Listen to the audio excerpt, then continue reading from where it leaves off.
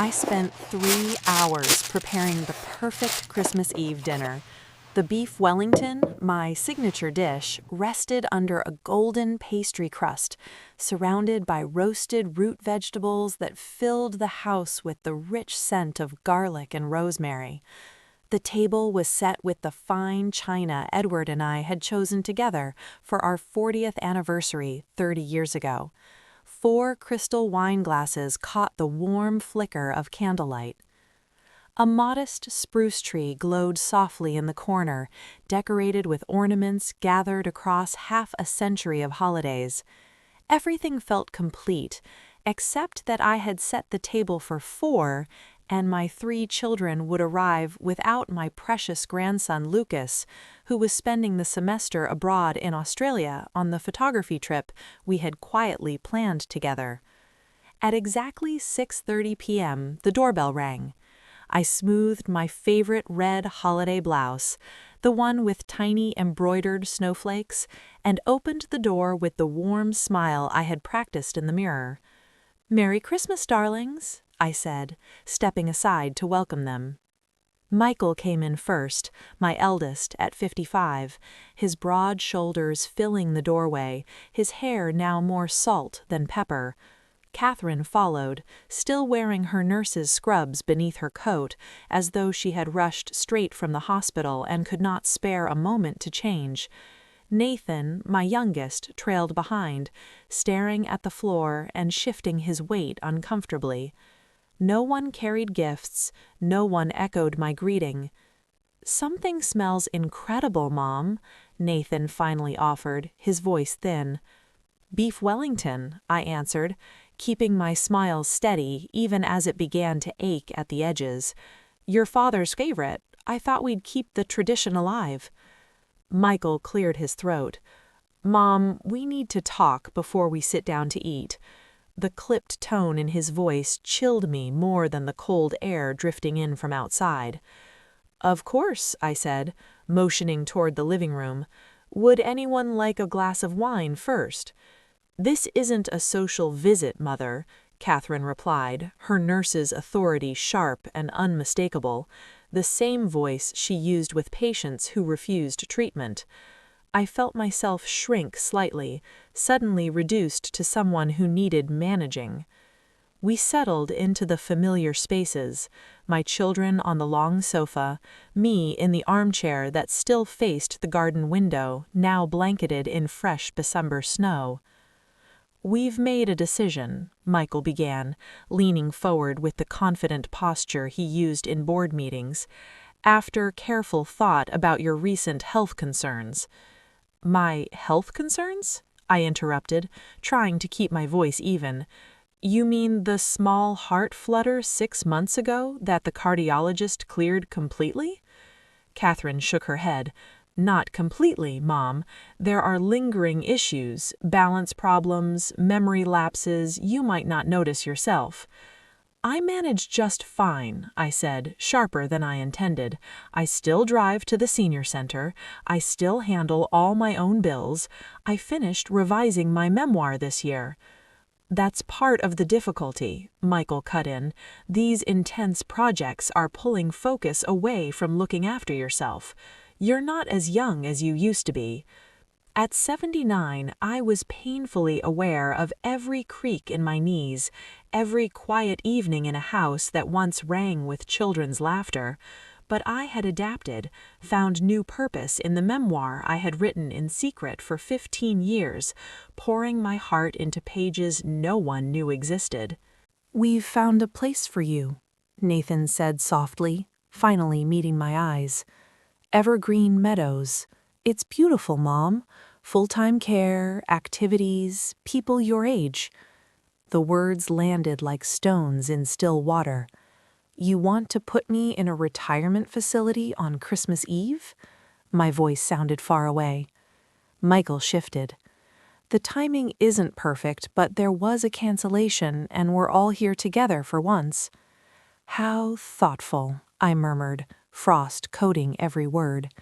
"It's for your own good," Catherine insisted, "after that stumble in the kitchen last month." I tripped over the cat, I reminded her, and I've since moved his food bowl.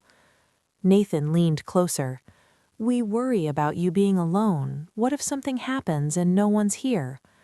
I wanted to point out that if they visited more than 3 times a year, I wouldn't feel quite so alone. I wanted to tell Catherine that if she answered my calls more often, she'd know I'd started a gentle yoga class and a memoir writing group. I wanted to ask Michael if his sudden urgency had anything to do with the real estate letters piling up in my mailbox, offering huge sums for the land my house sits on. Instead, I looked at their faces, the children I had carried, nurtured, worried over, and saw the decision was already final. May I at least serve the dinner I spent all day preparing? I asked quietly. Michael glanced at his watch. We're expected at Evergreen Meadows by 8. They're holding the spot. I rose slowly, leaning on the carved oak cane I still hated kneading. Very well, I'll get my coat.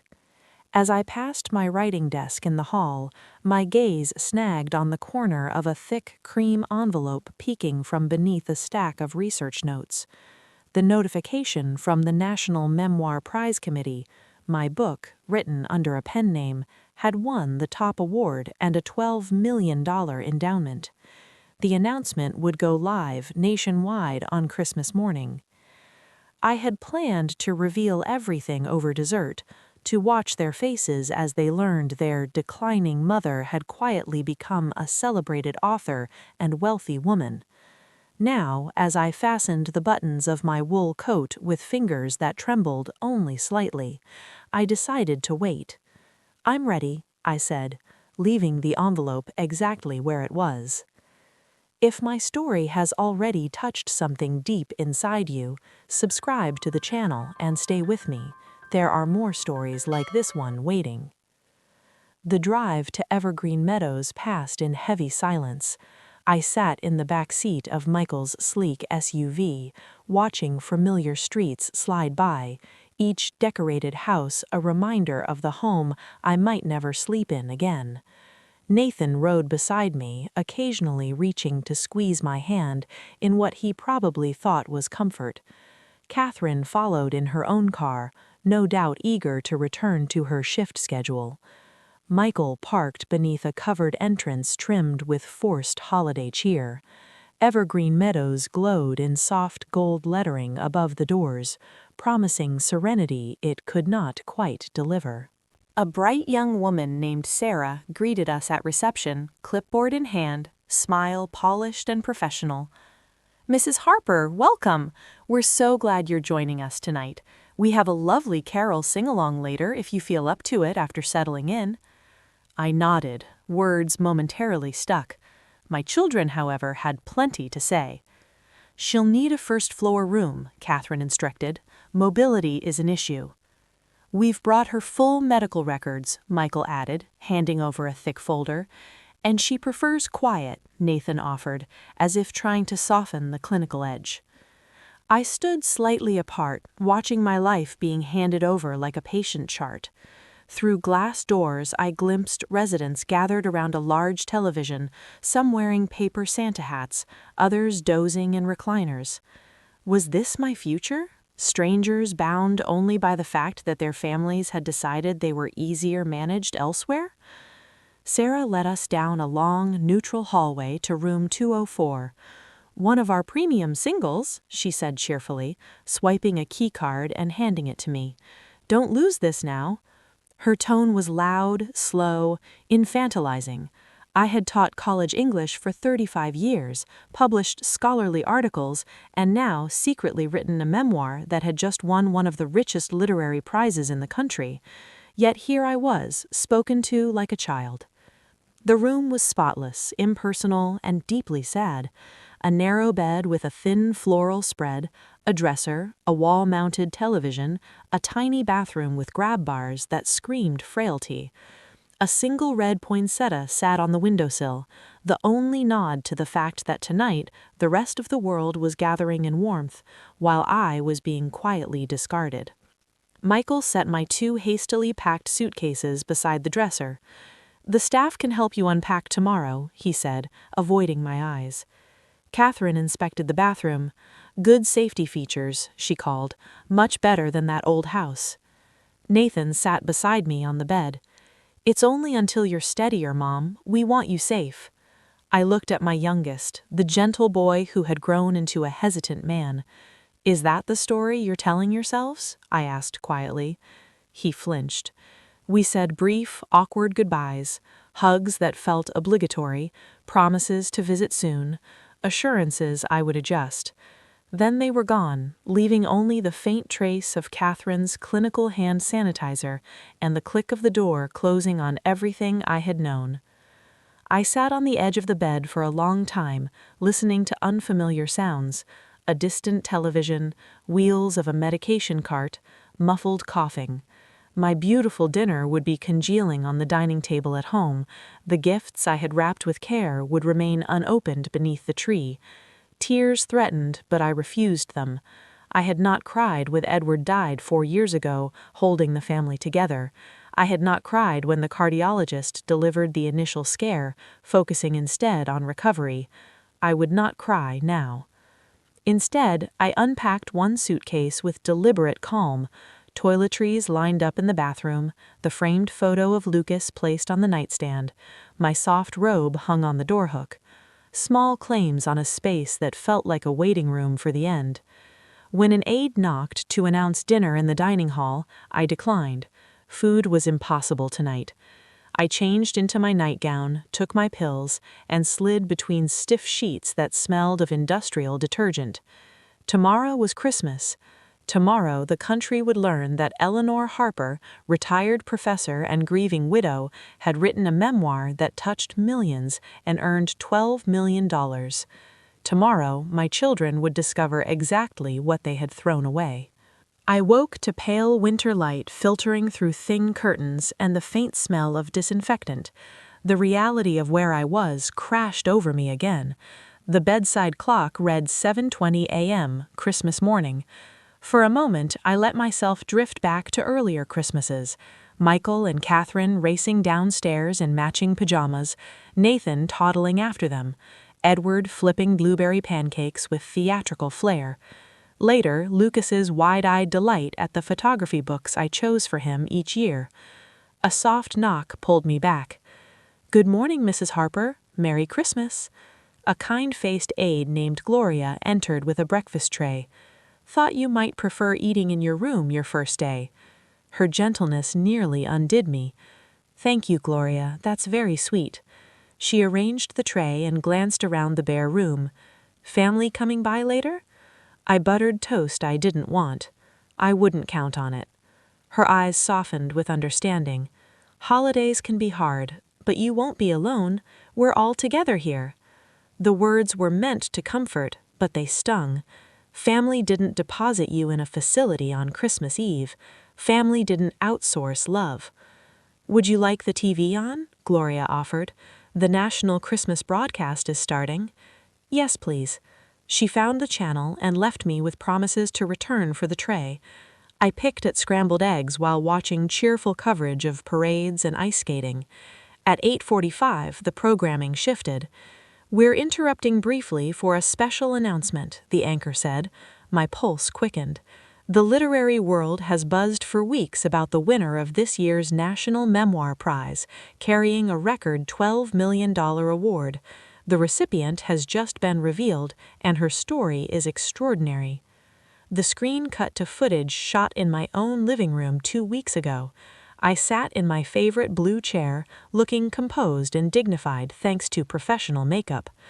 Eleanor Harper, the voiceover intoned, a retired English professor, spent 15 years quietly writing her debut memoir, Seasons of Light, a moving account of love, loss, and resilience that has resonated deeply with readers and critics alike. Clips played of me speaking calmly. "I wrote in the hours after my husband passed," my recorded voice said. "Those silent mornings became sacred. The page was the only place I could still talk to him." When asked about the prize money, I smiled gently on screen. I'll establish a foundation to support creative writing among seniors. Writing saved me, and I want others to find that lifeline. And naturally, I've set aside meaningful portions for my family, especially my grandson Lucas, who encouraged me when I almost gave up. I switched off the television, hands trembling. By now, my children would be watching. Michael with his morning news routine, Catherine catching clips on her phone between patients, Nathan likely hearing from the others. Their mother, frail, forgetful, in need of full-time care, was suddenly famous and rich. A sudden commotion in the hallway, raised voices, hurried steps. "Ma'am, visiting hours begin at 10. I'm her son. This is urgent." My door flew open. Michael stood there, coat over pajamas, hair wild. "Mom, we just saw the broadcast. Why didn't you tell us? We have to get you out of here right now." Behind him, Catherine and Nathan appeared, equally disheveled. Something hardened inside me, clear and cold. I straightened. "Visiting hours begin at 10, I said calmly. "Please follow the rules of my new residence, the one you chose so thoughtfully last night." Michael's face shifted rapidly. Shock, embarrassment, calculation.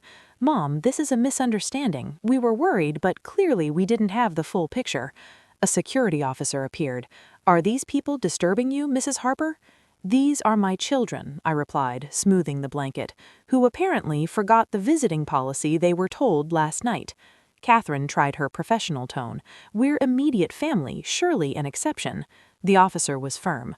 "Policy is policy. You're welcome to wait in the lounge until 10. I met their pleading gazes. "I'll see you at 10 in the community room. I need to finish breakfast and dress." Nathan placed a hand on Michael's arm as protest began. "That's fair, Mom. We'll wait." After they withdrew, Gloria returned for my tray. "My goodness," she murmured, "you're the talk of Evergreen Meadows today. That interview, $12 million. News travels fast," I said quietly. "And your family suddenly can't wait to celebrate Christmas with you." Her knowing look warmed me more than sympathy. With Gloria's gentle help, I dressed in a soft green sweater and slacks, applied a touch of lipstick, and made my way slowly to the community room. It was decorated with garlands and a large tree. Residents gathered for morning activities. My children sat stiffly in a corner, looking out of place. Michael rose quickly as I approached. "Mom, you look lovely. Merry Christmas." They offered hugs that felt rehearsed. I let Nathan guide me to a chair facing them, the tree lights blinking behind their heads like silent witnesses. "Congratulations seem appropriate," Catherine began carefully. "Your memoir, it's remarkable. Why keep it secret?" "Would you have believed me? A 79-year-old writing something prizeworthy? You barely believed I could live alone." Silence fell. Nathan spoke first. "We were wrong, Mom. Bringing you here was a mistake. We're sorry." Michael nodded. "Completely wrong. We should take you home today." I studied my eldest. "And if there had been no prize, if I were simply your aging mother with an unread manuscript, would it still have been a mistake?" Michael shifted. "Mom, we were genuinely concerned. My health hasn't changed since yesterday. Only my net worth has." The truth hung heavy. Around us, gentle carols played, underscoring the fracture. An elderly resident was helped past us, clutching a wrapped gift from visiting grandchildren. Someone, at least, was remembered. "The money isn't the point," Catherine tried. "We want you home where you belong." "Do I belong there?" I asked. "Last night you were certain I belonged here." A voice behind me broke the tension. "Pardon me, are you Eleanor Harper? The Eleanor Harper?" I turned to see a distinguished gentleman with thick white hair and kind eyes behind glasses. "I am." His face brightened. "I thought so. I watched your interview. I'm Richard Ellison, retired creative writing professor from Boston University." He extended a hand. "Your memoir is brilliant. The committee chose perfectly." For the first time since arriving, I felt genuine pleasure. "You've read it?" 3 times, he confirmed. "The way you weave personal grief with broader themes of resilience? Extraordinary." We spoke briefly about craft, about teaching, about the power of words. My children watched with growing impatience. Michael cleared his throat. "Mom, we really should discuss getting you home today." Richard smiled politely. "Leaving already? That would be a loss for our writing circle. We have several former professors here." Before I could answer, Catherine interjected, "Our mother won't be staying. There's been a misunderstanding." Richard's eyebrow raised slightly. Christmas Eve arrival? Christmas Day departure? Remarkable recovery. The gentle barb landed. Catherine flushed. I turned to my children. "I'm not leaving today." Michael sputtered. "This place is for people who need help. You've just proven you don't. Yesterday you insisted I did. Which is it?" Nathan tried conciliation. "We made a terrible mistake. We want to fix it." "Some mistakes require more than words," I said gently. "They require changed behavior." Michael's business voice emerged. "If this is about the money, we can talk reasonably." Richard excused himself gracefully, but not before murmuring, "I hope you'll join our next discussion, Eleanor." The program began. Carols, small gifts, a Santa for photos. I stayed. My children left shortly after, promising to return tomorrow, depositing 3 generic gift baskets from the facility shop. I joined the celebration, sitting beside Richard, who saved me a seat. "Your family seems suddenly eager," he observed dryly. "Miraculous timing." I laughed, surprising myself. "Like a modern Scrooge, with 3 spirits all arriving at once." He chuckled. "You taught literature?" 35 years. "I knew it. Your conversation has the rhythm of someone who spent a lifetime with words." We talked easily, books, students, the joy of late-life creativity. My phone rang mid-afternoon. Lucas. "Grandma!" he cried. "I'm in a Sydney hostel and your face is all over the news here too. $12 million! Why didn't you tell me they were announcing today?" His excitement carried across oceans. "I wanted it to be a surprise." "Are you okay? Where are you? That background doesn't sound like home." A loudspeaker announced medication call. Lucas's voice sharpened. "Grandma, are you in a nursing home?" I explained briefly. His outrage was immediate. "They moved you on Christmas Eve? After everything?" "I'm changing my flight." "Absolutely not," I said firmly. "Finish your trip. I'm safe and I have things to sort out." He relented reluctantly, promising daily calls. When we hung up, Richard was waiting. "Your grandson sounds fierce in his love." "He is," I admitted, "the only one who truly saw me these past years." The week between Christmas and New Year blurred into phone calls from my children. Guilt, apologies, subtle probing about my plans for the money. I kept responses short. "I'm still settling in." Meanwhile, news of my prize spread through Evergreen Meadows. Residents congratulated me in hallways. The director offered upgrades. Respect arrived with wealth, a bitter lesson. Richard became my bright spot. We shared meals, attended activities with wry commentary, talked for hours about literature and life. He had lost his wife to cancer 6 years earlier. I spoke of Edward. "Parenthood is the longest gamble," he said one afternoon in the sunroom as snow fell. "You invest everything, then they grow their own conscience, or lack of it." "Mine developed selective vision," I replied. "They saw an old woman needing management, not a writer needing space." On New Year's Eve, we watched the ball drop on television while most residents slept. "Resolution?" he asked, clinking plastic cups of sparkling cider. "To live on my own terms," I said. "No more shrinking to fit others' convenience." "Good," he approved. "The prize gave you voice, but their actions gave you courage." "And yours?" I asked. He looked at me steadily. "To notice beauty when it appears in unexpected places." Lucas returned January 3rd, storming into my room with fury and love. "You look too healthy to be here," he declared after hugging me fiercely. "This is ridiculous." "It's temporary," I assured him. "I need space to decide what I want, not what your father wants." He studied me. "You're different, stronger." "Clarity comes at a cost," I said. He brought items from home and disturbing news. "Dad's been talking to realtors. He thinks you'll agree to sell the house for downsizing." Cold resolve settled in me. The house is mine. He has no right. Lucas nodded. "I know a good elder law attorney through a friend's mom." Within days, I met privately with Patricia Klein, sharp, compassionate, and furious on my behalf. "They had zero legal authority to place you here. You're competent."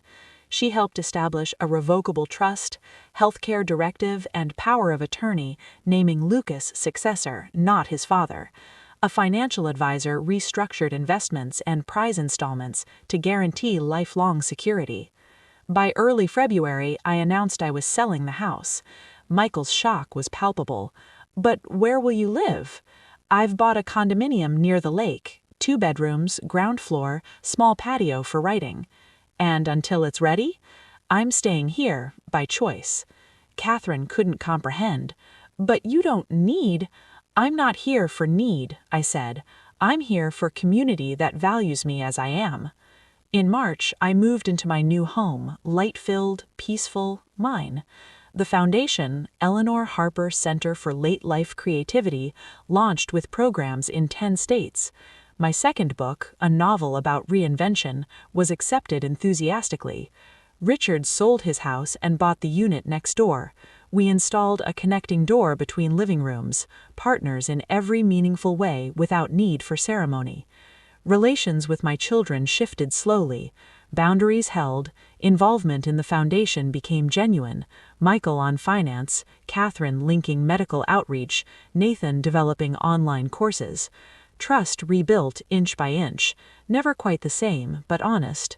This Christmas Eve, 1 year later, my dining table is set for 10 with the same china, now filled with new memories.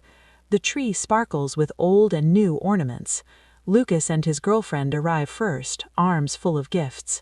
My children and their spouses follow, greetings warm but careful, aware of the invisible lines now drawn. Before dinner, I raise my glass. "To unexpected paths," I say, meeting Richard's eyes. 1 year ago tonight, everything changed. The pain was real, but so is the life I've claimed since. Sometimes what looks like betrayal becomes the door to freedom. Glasses rise. "To freedom," Lucas echoes. As we eat and laugh and exchange thoughtful gifts, I feel deep gratitude. My children gave me what they thought was safety. Life gave me wings. Later, standing by the tree with Richard's arm around me, I open a small package delivered by courier. A fountain pen engraved, "To E.H., keep telling the truth," from an author I admire deeply. I smile, thinking how far I've come from that sterile room last Christmas. Abandoned, yes, but reborn. If this story moved you, if you've ever had to find your strength the hard way, please leave a comment below and tell me your experience. And if you want to hear more stories of women rising, subscribe to the channel and stay with me for the next one.